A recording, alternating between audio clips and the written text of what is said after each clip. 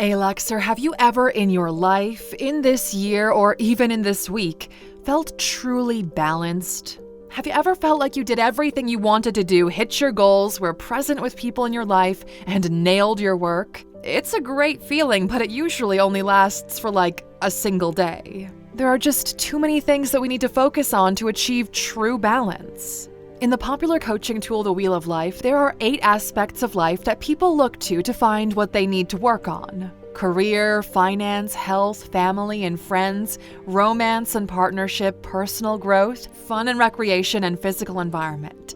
It's just too much to constantly be looking at, so the only way to get close to that balance is to form habits. You have to repeat daily activities that get you close to this balance without always needing to think about it. When you make these habits a part of your daily life, you can hold on to that calm, peaceful state for just a bit longer.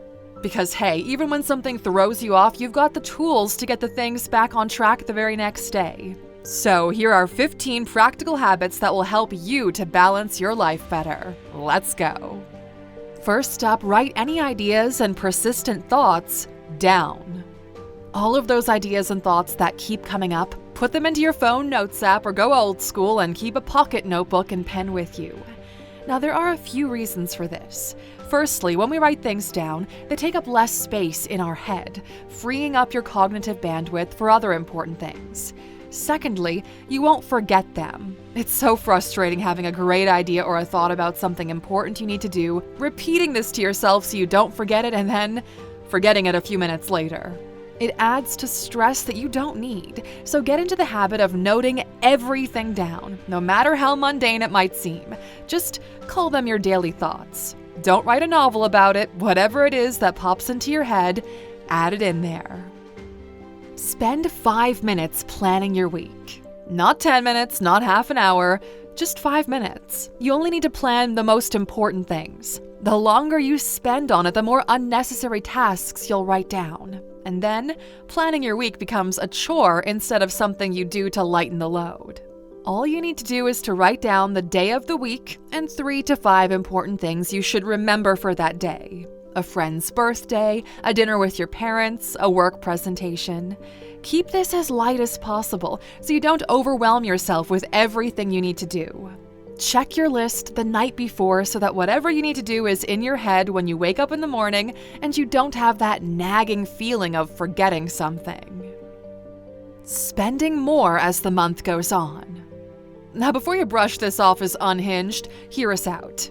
Typically, spending around payday skyrockets, and for the next 2 weeks, we drop cash everywhere. Sure, some of this is on paying bills, but it's often a frenzied need to spend just because we have money again. Then when a week or 2 goes by, the cash dwindles, and the worry and anxiety sets in because now you've got 2 or 3 weeks and almost no expendable cash coming up. If you can get into the habit of switching this time around, you'll end up saving some money and bypassing that worry. Pay your bills when you get paid, but plan activities and outings for the end of the month so you're not blowing everything in the first few weeks. Hold off on buying new things until later in the month if you can help it. And don't even walk into the shops in those first 2 weeks because even window shopping leads to spending money when it's in your bank account. Tell yourself that as the month goes on, you can spend more, but at the beginning, pretend like you're still broke. The stress and relief is worth it. Don't have a should mentality for your social life. Because look, not everybody has the same social battery. In fact, you don't even have the same social battery every month. You'll go through phases where you have loads of energy and phases where you don't want to do anything. Instead of guilt-tripping yourself for being in either phase, lean into it. When you feel more energetic and up for it, make those plans. Make more plans. When you don't want to do anything, then scale back. We tend to be all or nothing with our social limits, which is kind of how the human psyche works. The problem is that we come down on ourselves about it. You either say, I should get out more, or I should stay in more. Whatever you're doing now is what you can handle, so just go with it without feeling guilty. Cut back on things you need to do right now. The Wheel of Life has 8 points. That's a lot. There's no way we can healthily nail each point all the time. Instead of adding on things that you need to do to achieve balance, how about taking some things away? Try limiting your to-do list and spending more time on each activity. It's way more enjoyable and a lot less stressful that way. As you get bored of it or seem like you're doing better with it, then you can swap out some stuff for something new. Structured morning focus. Now, this is mostly about work, but it can be applied to anything in your life. Your brain is most active, awake, and alive in the morning. But because we have to work for 8 hours, we tend to spend most of that time messing around doing a little bit of work and then messing around some more. We just want to kill some time. But this exhausts your brain way more. Studies show it's much better for you to knock out as many things as possible in the morning and then take a break in the afternoon. If you can help it, don't tell anybody at your company. They'll just end up giving you more work. Sit down at your desk, do your most important work in the morning without distractions, finish up, go for a quick walk, and then come back to listen to a podcast or write some ideas and notes down. Spend your afternoons giving your brain a break, and that creativity will flow more freely than ever before. And on a similar note, lighten your load as the day goes on. This relates to structured morning focus. As the day goes on, decision fatigue will set in. You'll become tired of deciding what to do, what to eat, or thinking about your next task. So instead of filling your evening with tasks that you'll dread, try to do less and less as your day goes on. Your nightly routine shouldn't be anywhere near as detailed as your morning routine. But having said that, avoid the sofa at first.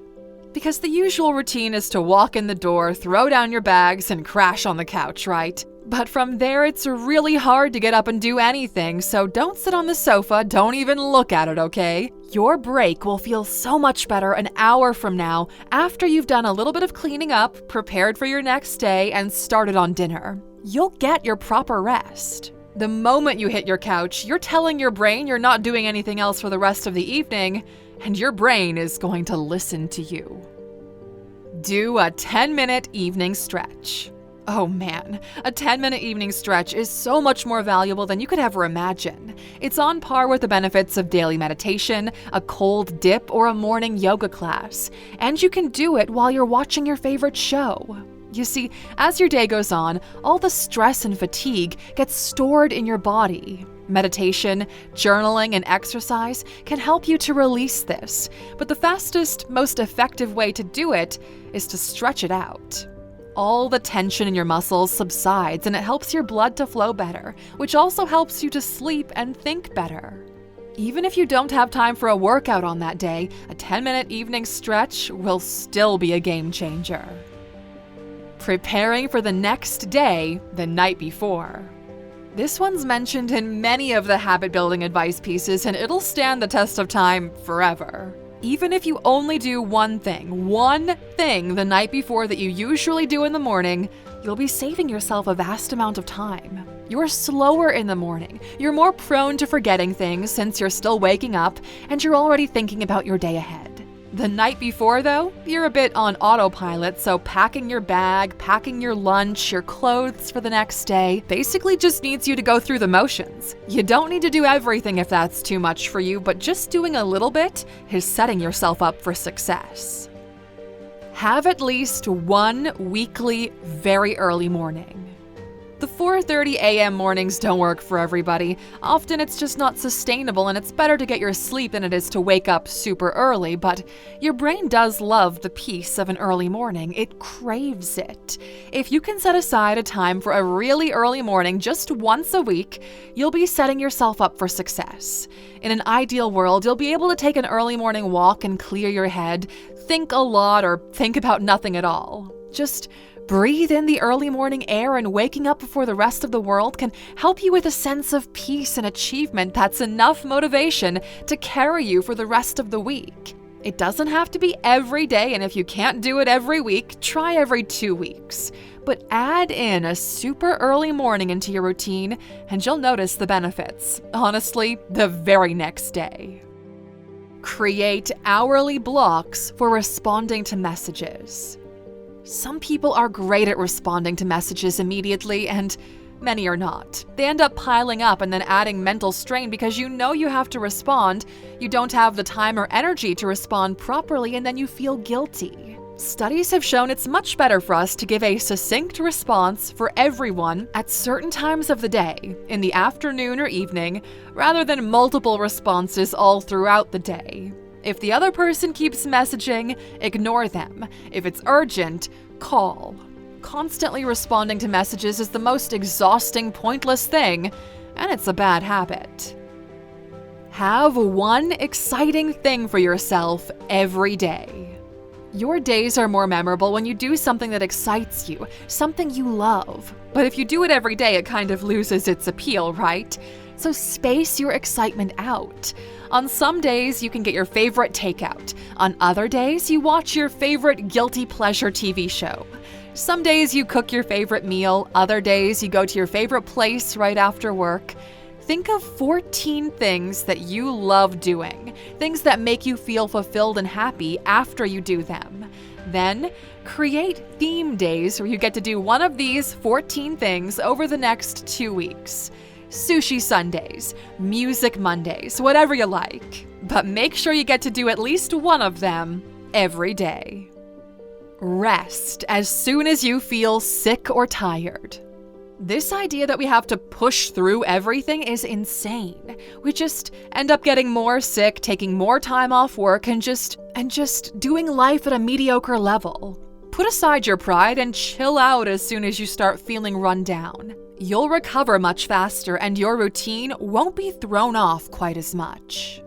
And finally, use the things and people that motivate you. A dip in your motivation is totally normal. It can happen as the day, week, or month goes on. Having an arsenal of the things that motivate you the most, which you can use when this dip hits, is essential. When you feel this happening, use that stockpile to your advantage. Save all of the relevant podcasts, books, quotes, movies, anything that gets you fired up and inspired. Keep a list of your close friends and family who often inspire you and give them a call when you're feeling down. Balance isn't a permanent state, it'll ebb and flow. The trick is to not feel guilty as you try to get things running smoothly again. As long as you follow these 15 habits, you will reach equilibrium again eventually.